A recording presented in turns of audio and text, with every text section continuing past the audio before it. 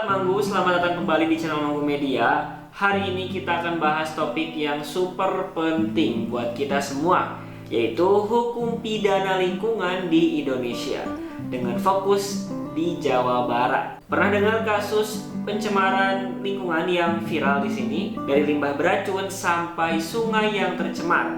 Yuk kita kupas tuntas hukumnya dan apa yang bisa kita lakukan. Jangan lupa buat like, subscribe, dan nyalakan lonceng notifikasinya biar kalian nggak ketinggalan video terbaru dari Manggu Media. Dan tanpa basa-basi, yuk kita bahas. Apakah kamu peduli dengan pencemaran sungai, polusi udara, dan kerusakan alam? Buku Penegakan Hukum Pidana Lingkungan hadir untuk membuka mata kita. Kupas tuntas hukum lingkungan.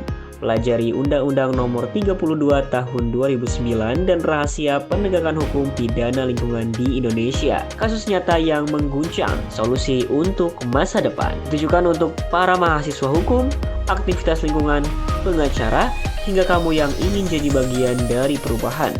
Dengan bahasa yang mudah dipahami dan data terkini, buku ini wajib ada di rak bukumu. Dapatkan buku ini hanya di www.manggustore.com atau temukan Manggu Store di e-commerce kesayangan kamu. Pertama, apa sih itu hukum pidana lingkungan? Ini adalah aturan hukum yang menangani pelanggaran terhadap lingkungan, seperti pencemaran air, udara, atau kerusakan ekosistem. Di Indonesia, hukum ini diatur dalam Undang-Undang Nomor 32 Tahun 2009 tentang perlindungan dan pengelolaan lingkungan hidup yang sudah diubah lewat Undang-Undang Cipta Kerja tahun 2020. Kalau kamu sengaja mencemari lingkungan, bisa kena hukuman penjara sampai 10 tahun atau denda sampai 10 miliar rupiah loh. Nah, menariknya undang-undang ini punya konsep tanggung jawab mutlak atau strict liability.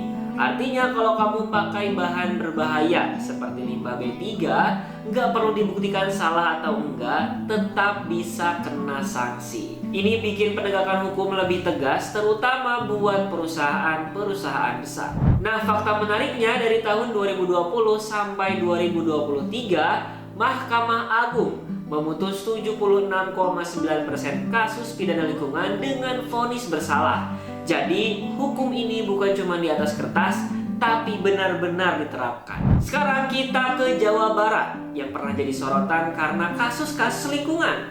Salah satu yang viral adalah kasus di Karawang pada tahun 2019. Bayangkan, puluhan ton lumpur beracun dari perusahaan tekstil di Bandung dikubur di desa Darawolong, Kecamatan Purwasari. Akibatnya warga setempat mengeluh soal kesehatan dan lingkungan yang rusak parah. Polisi menetapkan beberapa perusahaan dan individu sebagai tersangka berdasarkan pasal 104 Undang-Undang Lingkungan Hidup. Nah, gak cuma di Karawang, di Bekasi tahun 2020, Direktur Utama sebuah perusahaan pengolahan limbah B3 ditahan karena mencemari lingkungan. Ini jadi kasus pertama di mana Kementerian Lingkungan Hidup dan Kehutanan atau KLHK langsung menahan bos besar perusahaan. Langkah ini menunjukkan bahwa hukum pidana lingkungan enggak pandang bulu. Nah, ngomong-ngomong, kasus lingkungan enggak cuma soal industri ya guys ya. Di Jawa Barat, pengelolaan sampah juga sering bikin masalah. Misalnya, banyak sungai yang tercemar karena limbah domestik. Ini juga bisa kena hukum kalau terbukti sengaja. Penegakan hukum lingkungan di Jawa Barat nggak selalu mudah. Bayangkan, Jawa Barat adalah salah satu pusat industri terbesar di Indonesia. Polusi udara, limbah industri, dan pengelolaan sampah jadi tantangan besar. Tahun 2024, Indonesia bahkan masuk 15 besar negara dengan polusi udara terburuk di dunia. Ngeri kan? Salah satu masalah besar adalah sulitnya menentukan pelaku di beberapa kasus. Di Karawang misalnya, dari 36 laporan pencemaran pada 2019, cuma satu yang jelas pelakunya. Otomatis ada sisa 35 kasus lagi tuh. Selain itu, banyak perusahaan yang gak transparan soal pengelolaan limbah mereka. Tapi ada harapan, pemerintah terus bergerak. Misalnya ada aturan baru melalui Perma nomor 1 tahun 2023 yang bikin pengadilan lebih tegas dalam kasus lingkungan dan melindungi aktivis lingkungan.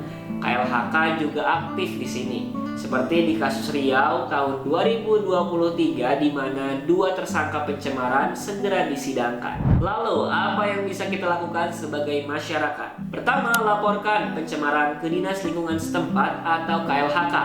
Kedua, dukung komunitas peduli lingkungan seperti yang suka bersihin sungai atau nanam pohon.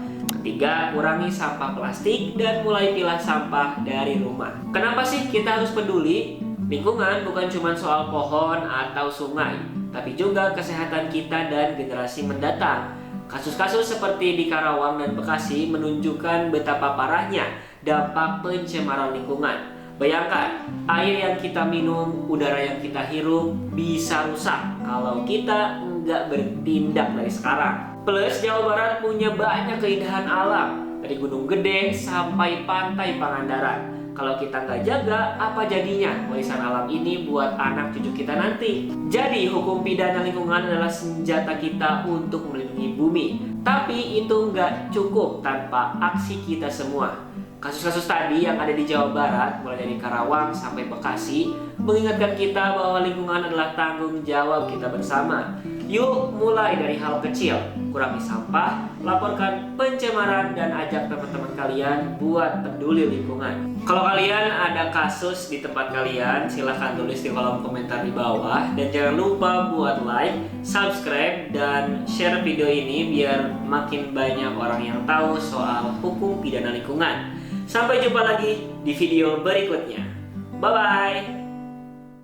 Kalau ada pembahasan Manggu yang keliru, jangan lupa untuk kasih koreksi, kritik, dan saran di kolom komentar ya. Dan sampai jumpa lagi di video selanjutnya.